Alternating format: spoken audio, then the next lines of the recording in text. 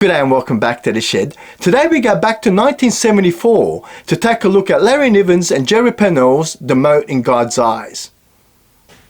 So what I would like to do as always is provide a spoiler-free plot overview. I'll talk to what I liked and what I didn't like in this one. I'll make some recommendations based on similar novels that we've read or ranked on the SCI-FI Shed ladder so far, and I'll give it a ranking out of 5. So this is a rather interesting novel. We find that the year is 3071 and man is in his second empire. We've mastered faster than light travel in this Alderson drive, but we also learned that we've fallen from some technological height and we're trying to crawl our way back there. And we're investigating the Mote in God's Eye, this star system, and we found that there's this, what appears to be an alien probe that's entered the system. And what we learned is that there's this Captain Blaine who's been asked to investigate this probe. He eventually gets on board to discover the alien presence there, this alien being who happens to be dead. And these aliens are very interesting. They seem to be asymmetrical in anatomy. They've got like 3 arms and one's bigger than the other, and they're really interesting alien beings. We soon meet the Motes, and what we learn is that they're a caste system. They seem to have all different castes specialized for a particular task. So we have what appears to be some masters who seem to be controlling things in the background. We have these watchmakers that were called. They're sort of very good with tools. We had mediators, a caste of these Motes who are trained and specialized in mediating, so there's no wars between tribes, and they're hoping that these mediators will help bridge the gap between humans and the Motes as well. And we also have engineer caste systems. So very interesting caste systems we find in these Motes. And what we also learn is that there's this Fionch clique assigned to all these humans.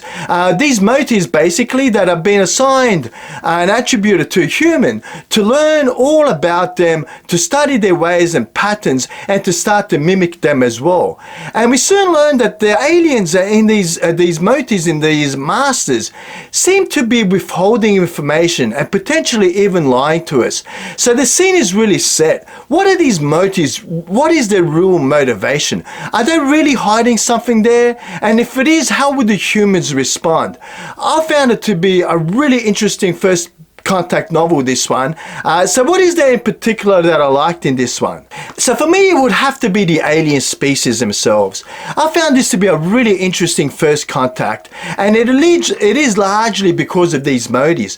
I really love Larry Niven and Jerry Pennell's work. I've read a couple of their novels, and this is the first time I've read The Mote in God's Eyes. It's been on my TBR for absolutely decades now, so I'm really glad to finally getting around to it. But I'd have to say the highlight was definitely this caste system that we find in the Motes. I mean, the Motes, what I really like about science fiction, I mean, I love the fantastic, right? The things that absolutely blow your mind. But I also like these alien creatures that are so very recognizably human, but also just different enough to be scary and spooky at the same time. And I think that holds true to the Motes. They're very interesting alien beings, and they're very human in response.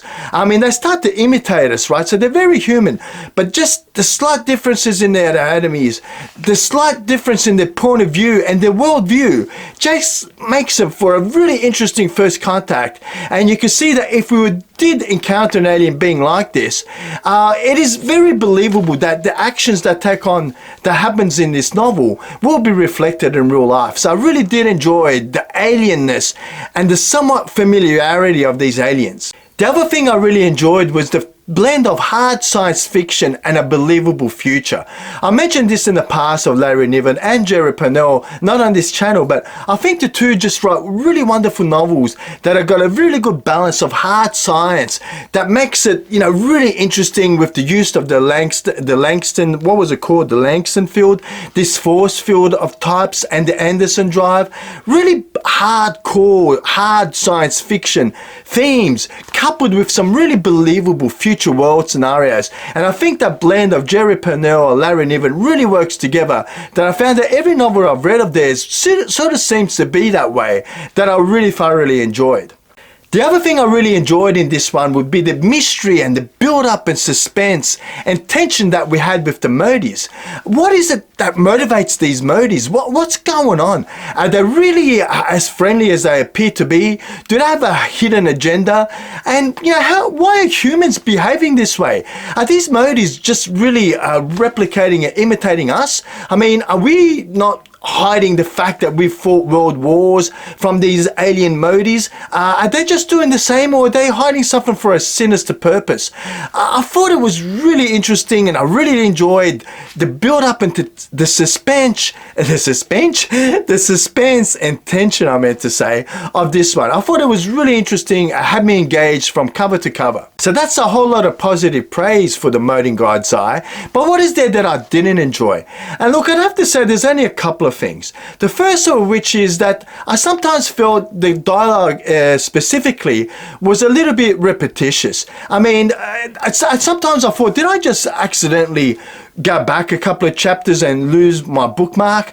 Because we already know this. Like, why are we almost cookie cutter, copying and pasting previous dialogue to give us some backlog and some understanding of these Motes? And I found that to happen a couple of times, that I thought, I'm not reading this book over a span of 1,000 pages in 2 years here. I don't have to be reminded of what was just recently introduced to us. So I just found that to happen a couple of times, and I thought it was probably could have done with a little bit of tighter editing just to omit some of those scenes. But look, it wasn't a huge turn off, but it did happen a couple of times. I literally had to check my bookmark to say, have I misplaced my bookmark here? I'm sure I've already read this. The other thing I'd have to mention in my dislike sections would have to be the characters. It's not that they were not enjoyable, I just think they were just a reflection of the times the novel was written in. I wouldn't say this was a male chauvinist sort of novel, but some people will probably disagree with me on that. But I did find that there was only one female character in this spaceship full of men, and she played that very stereotypical female character that we find so often in the novels written in the 50s, 60s and 70s, where, I don't know, they're just a little bit weird, and she had to get married to the guy on the ship, and she had to live by certain moral codes, and it was just very typical of the times. And sometimes that it's sort of, I wish it was a little bit different at times. It wasn't a complete turn off for me. I guess, be warned, I guess, if novels like that sort of turn you off. There was definitely that in the novel for me, but it wasn't as bad as I've seen in the past. So it's not a huge criticism, but I did find that overall, even the male characters were pretty single-faceted and not as 3D as I tend to like my characters to be. So when it comes to recommendations, look, I highly recommend this one, and I'm so glad that I finally got around to reading it. But if you've enjoyed novels like Rendezvous with Rama by Arthur C. Clarke, and the slow unraveling of mysteries there, I think you'll see similarities in the Mote in God's Eye. So I think if you enjoyed one or the other, you will enjoy both. The other one would be Gateway. When it comes to the existential crisis that happens in Gateway and those alien artifacts, I don't think you'll be disappointed if you've enjoyed Gateway and you had a go at the Mote in God's Eyes. The other one I'd have to mention would have to be Larry Niven's Ringworld. I mean, this is such a classic novel which is ranking really well on the SCI-FI Shed ladder, as have the previous two novels, mind you. But I think if you've enjoyed Larry Niven's Ringworld, again, you'll see why The Mote in God's Eye is such a great novel, because it brings that blend of hard science fiction with some believable settings that I think is just an absolute highlight.